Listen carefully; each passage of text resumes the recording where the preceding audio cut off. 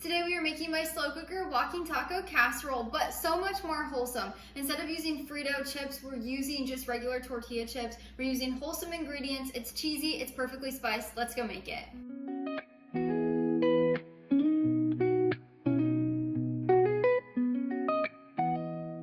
You can find my full written recipe linked down in the description below. Just click that link. It'll take you over to the blog where you can print or save anytime. I also have tons of tips on the blog post, so go check that out if you want to read more. So of course you're going to need your slow cooker. I have this Green Life slow cooker. It is my favorite one ever. So this is a non-toxic slow cooker. There is no non-stick chemicals in here. There's no Teflon. The coating is made naturally out of some type of sand. I'll leave a link to this down in the description below so you can check out what kind of slow cooker I use. I love this thing. Also, it's extremely light, which I absolutely love. Once you have your slow cooker out, we're just gonna remove the lid. And then you're gonna need 1 yellow onion. We're just gonna take half of this and dice it up.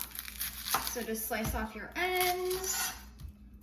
Make a small slice on the side and peel off at least 1 layer, the layer that's kind of gunky or soft. And then you're just gonna slice your onion in half. And then you'll just set 1 half to the side and you can put it in your fridge for later. But then this half that we're using, we're just gonna finely dice into chunks. Once you have the dice, you're gonna pop it into your slow cooker. Now, if you don't have a slow cooker that's non-stick, like this one that's naturally non-stick, you can just brush the inside with a little avocado oil, coconut oil, or olive oil. And then next you're gonna wanna grab your blender or food processor, and then you're gonna grab a can of diced tomatoes. This one's about 14.5 ounces, so anything from 14 to 15 ounces will work. But I like to use a no salt added diced tomatoes, so if your diced tomato can has salt in it, make sure you don't put as much salt into this recipe that we're going to, and then just taste it at the end to see if you need to add more. But what we're gonna do, we're gonna put our diced tomatoes in our blender. Gotta make sure it doesn't splash out. Once you've got your tomatoes in your blender, we're gonna put the lid on. We're just gonna pulse this for a few seconds to kind of break up those chunks. You're just gonna pulse it a few times just to break those chunks up, but we do not wanna make it smooth. And then we'll just pour this into our slow cooker as well. That makes the best sauce. Next, we'll add in 1/2 pound of ground beef.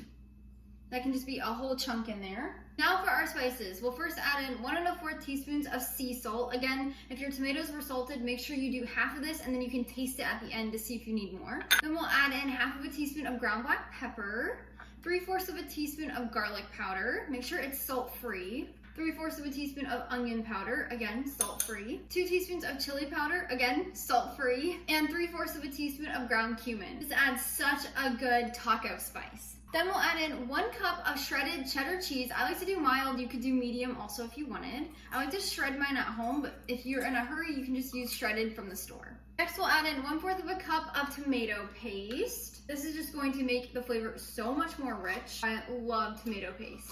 And finally, 3 teaspoons of raw honey. This adds a little bit of sweetness that everyone loves in their walking tacos, but it's a much more wholesome option.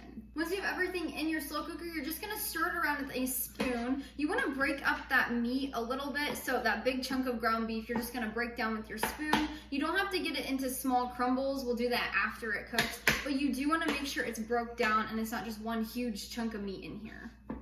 And just make sure you stir it all to combine. It smells good.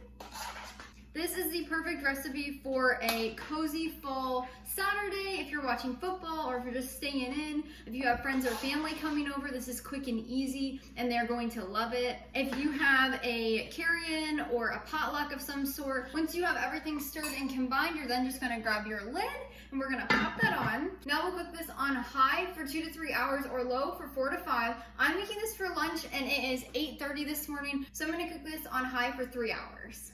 While it's cooking, make sure you do not lift the lid and I'll meet you back here when it's done. Once everything has cooked, we're gonna remove our lid. It smells so good. And then you can use a spoon or a potato masher, and we're just gonna break down the beef that's in here into smaller chunks. So we already kind of broke it down earlier before we started cooking this, but now we're just gonna break it down even more. This also helps stir everything together. That way everything's mixed and evenly combined. So now we're just gonna remove this from the cooker. It's very warm, so be careful. And then you can serve this two ways. So if you're gonna eat it all right now and you have a big crowd, you can dump your tortilla chips into your slow cooker and stir it around. That's my favorite way to make this after church, or if we're coming back from something and we're starving. My husband and I can usually eat this entire thing together at once. So we just dump our chips in and eat it right then and there. Now, if you think you're gonna have leftovers and you're not gonna be able to eat all of this, or you're serving this at a potluck or a gathering, or you have people over, you're gonna want to serve the chips on the side. That way they don't get super soggy. So again, if you're serving it right now and you're gonna be able to eat it all, dump the chips in here and we're gonna stir them around together. If you're not gonna eat it all or you're serving it for a party, make sure you serve the chips on the side. Now, if you are pouring your tortilla chips in here, just pour as many as you want. So if you do less tortilla chips, you're gonna have more sauce on them. The more tortilla chips you do, the less sauce and the less coated they're gonna become. So I personally like to dump a whole bunch in whenever we're eating it all at once.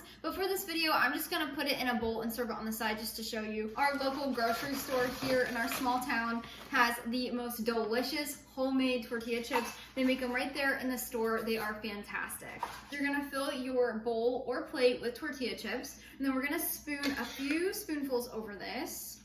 It looks so good. And then for the toppings, what I like to do, I like to shred some more mild cheddar cheese. I like to grab some shredded lettuce. I just get a head of iceberg lettuce and I shred it at home. And then you can also grab sour cream and hot sauce if you would like. So you're just gonna put some cheese over the top. And then you wanna add on some lettuce. And then you can add a dollop of sour cream and a few dashes of hot sauce if you would like. That is how you make my slow cooker walking taco casserole. Again, it's more like a casserole if you're gonna serve it at once and dump all the chips in here. You would just put your shredded cheese and your lettuce on top of that, and you can do dollops of sour cream if you would like. And that way, whenever people take a spoonful of it, you get all the toppings. This is one of my new favorite fall recipes. It's so easy to make, it's delicious. You get a better ingredient walking taco. It's way more wholesome than using Frito chips. It is so good. Let's give it a quick try.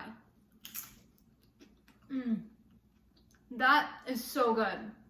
It has a perfect taco taste. You get the tortilla crunch. It's like a walking taco, but so much better. Thanks so much for joining me in the kitchen today. Until next time, go love your family and serve God one recipe at a time.